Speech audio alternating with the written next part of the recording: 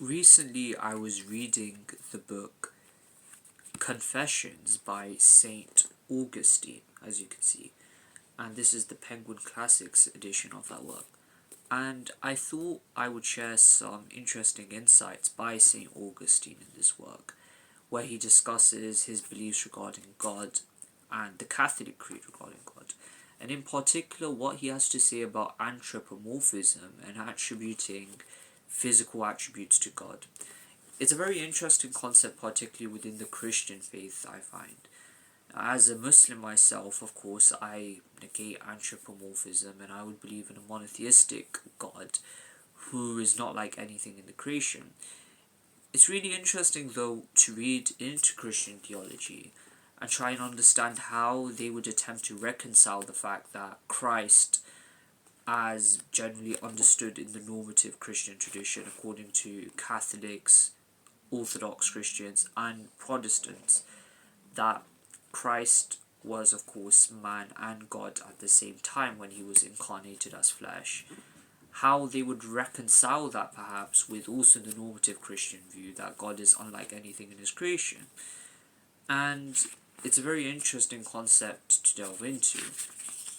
And many of the greatest Christian minds have attempted to solve this issue. For example, on page 115 of this work, he writes that, "O God, you who are so high above us and yet so close, hidden and yet always present, you have not parts, some greater and some smaller. You are everywhere and everywhere you are entire.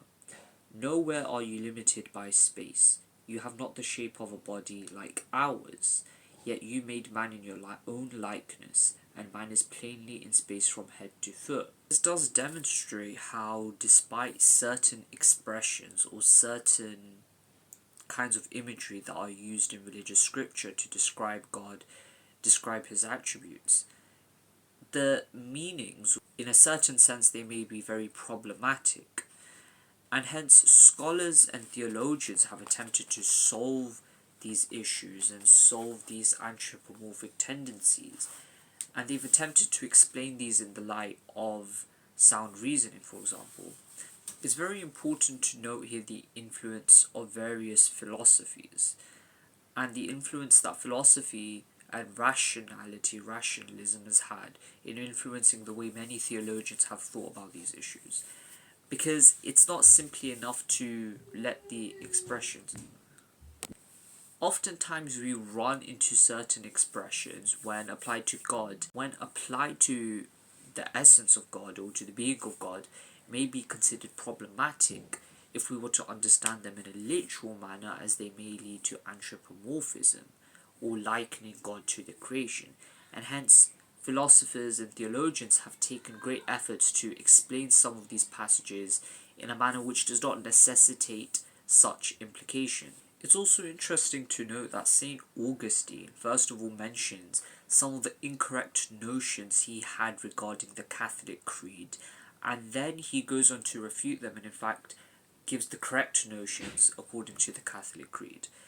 He writes, for example, on page 126 to 127 that, "Great hope is born in me, because I have found that the doctrines of the Catholic faith are not what I thought them to be, and my accusations were unfounded.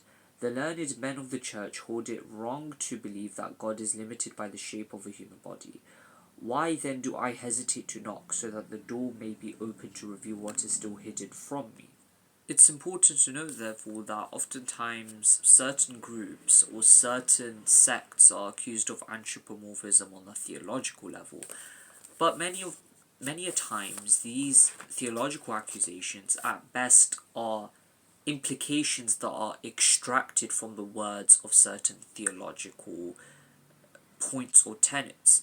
They are not necessarily what the theologians of those schools and not necessarily what the adherents of those schools actually do believe.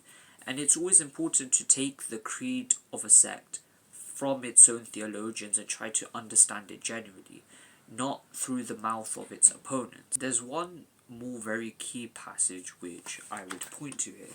That is on page 213, where it says, "For truth says to me, your God is not heaven or earth or any kind of bodily thing. We can tell this from the very nature of such things. For those who have eyes to see know that their bulk is less in the part than in the whole. And I know that my soul is the better part of me, because it animates the whole of my body. It gives it life, and this is something that no body can give to another body. But God is even more. He is the life of my soul. Hence, whilst St. Augustine does use quite mystical language at times to describe God, at least on a theological level, he does seem to negate likening God to the creation or certain anthropomorphic attributes for God. Even if he does use certain mystical language, let's say, to describe God's closeness to his servants or to describe his closeness to his followers in the church.